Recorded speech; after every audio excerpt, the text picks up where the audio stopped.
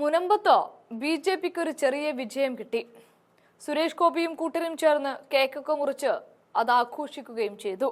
നിൽപ്പിൽ കുറച്ചുപേരെ ബി.ജെ.പിയിലേക്ക് ചേർക്കാനും സാധിച്ചു എന്നതൊക്കെ കഴിഞ്ഞാൽ ഇനി വെറുതെ ഇരിക്കണ്ട എന്ന മട്ടിലാണ് നരേന്ദ്രമോദി സുരേഷ് ഗോപിക്ക് അടുത്ത ചില പണികൾ കൊടുക്കുന്നത്. ദുബായ് കിരീടാവകാശിയെ ഡൽഹിയിൽ എത്തിച്ചിരിക്കുകയാണ് പ്രധാനമന്ത്രി മോദി. അതിനു പിന്നിൽ പതിയിരിക്കുന്നത് ബി.ജെ.പിയുടെ വലിയ അജണ്ടയാണ്. മലയാളികൾ ഏറെയുള്ള ദുബായിലെ കിരീടാവകാശി എന്നത് മലയാളികളെ സംബന്ധിച്ച് അവരുടെ അന്നദാതാവ് കൂടിയാണ്. ഇവിടെ കുറച്ചധികം വോട്ട് ബി.ജെ.പിക്ക് പെട്ടിയിലാക്കാനുണ്ട്.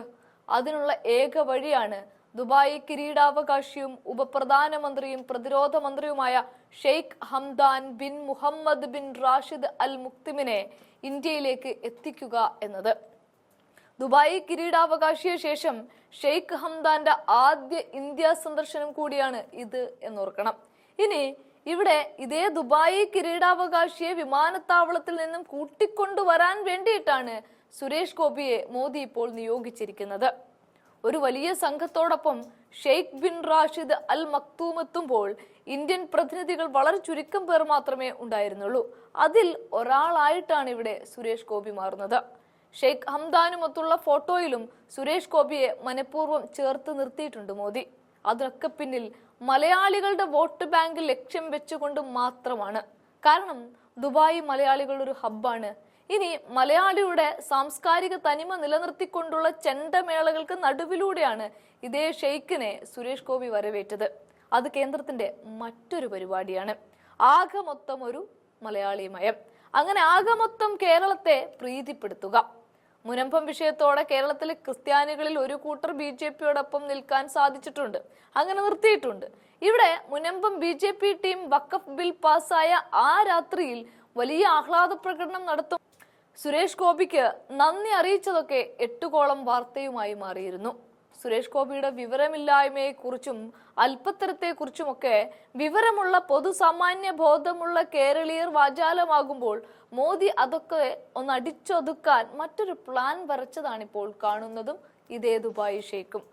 അതിനു വേണ്ടിയിട്ട് സുരേഷ് ഗോപിയെ അയച്ചതുമൊക്കെ. അതായത് വാ അടപ്പിക്കുക എന്ന് മാത്രമേ കൃത്യമായി പറയാനുള്ളൂ.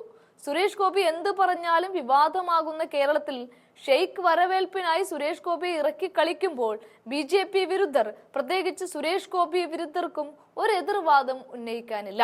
അതാണിപ്പോൾ കാണാൻ സാധിക്കുന്നത്.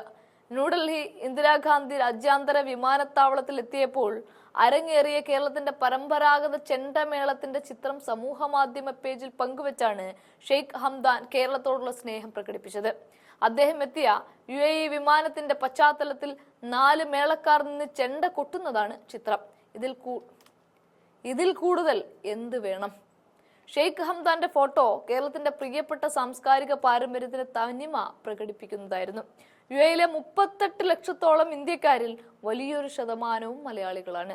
ഷെയ്ഖ് ഹംദാൻ പലപ്പോഴും ദുബായിയുടെ മനോഹരമായ ചിത്രങ്ങളും വീഡിയോകളും സമൂഹ മാധ്യമങ്ങളിൽ പോസ്റ്റ് ചെയ്ത് ഫോട്ടോഗ്രാഫിയോടും പ്രകൃതി സൗന്ദര്യത്തോടും ഒക്കെയുള്ള സ്നേഹം പങ്കിടാറുണ്ട്. സമൂഹ മാധ്യമത്തിൽ ദശലക്ഷക്കണക്കിന് ഫോളോവേഴ്സും ഇദ്ദേഹത്തിനുണ്ട്. ഇതെല്ലാം മുതലെടുക്കാൻ തൽക്കാലം സുരേഷ് ഗോപിയെ അയച്ചിരിക്കുകയാണ് മോദി.